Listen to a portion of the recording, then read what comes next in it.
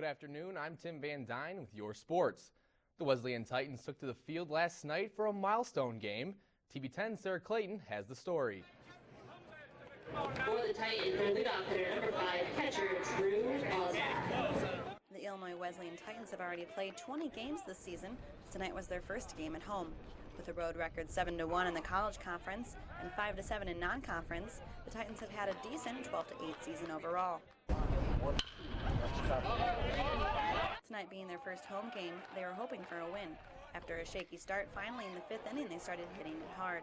Winning tonight's game 9-2 against Knox College, the Titans were sure proud of themselves, but this was no ordinary game. Congratulations to Illinois Wesleyan head baseball coach Dennis Martell. Tonight is the 700th career win in Dennis Martell's Illinois Wesleyan career. It was Coach Dennis Martell's 700th career-winning game. After 27 years of being Wesleyan's coach, he was extremely proud for this moment. It's a great achievement, from a personal standpoint. I've always thought when guys won their 800th win, I always thought those guys were old. And I guess being around 30 years, the wins will pile up, and so it is very gratifying to myself. The few players that got to share in this notable moment were just as proud of him themselves. When you think about all the players who have come through here and all the teams that he's coached to be here for the 700th, I mean, there's been other milestones, but it feels pretty good. Even though it's been a few years since a title for the Titans, they're all very proud of what they accomplished here for their coach tonight. For TV10 News, I'm Sarah Clayton. The next game for the Titans is today against Millikin, and the next step for the Titans is to win game number 701. The Cubs and Sox were both in action last night. We'll start on the north side of the Cubs taking on the Pirates. It was the first night game at Wrigley this year, and in the first inning, Pirates put up 4 against the Cubs. Here, Neil Walker singles to right for a run there, and then we'll go to the third inning. Starlin Castro had himself a big game. Here he goes, homering to left field. That one gets about 4 rows up in the bleachers. He's not going to be done there. He ties the game up 4-4.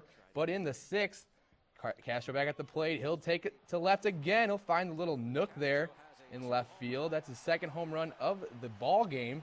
But in the 8th, Russell Martin has a little bloop out to right field, and it's deep enough to score Starlin Marte. Cubs will end up losing this one 7-6. Cubs and Pirates back at it today at 7:05.